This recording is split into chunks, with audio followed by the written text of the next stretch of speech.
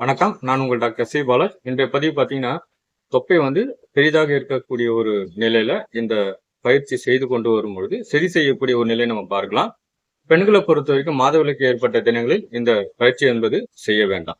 அதேபோல உணவு எடுத்த பிறகு செய்யறதா இருந்தா ஒரு 3:30 மணி நேரம் சென்ற பிறகு செய்யலாம். இப்போ பதிவை பார்க்கலாம். இப்போ இது போல சேரோட சப்போர்ட்டோட நம்ம செய்யலாம்.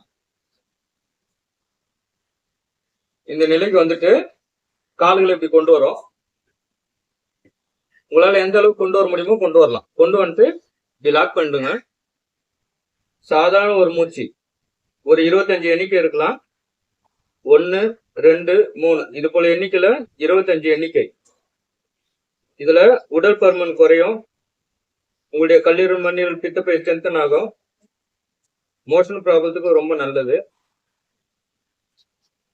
ஒரு 3 சுற்றுகள் செய்யலாம்.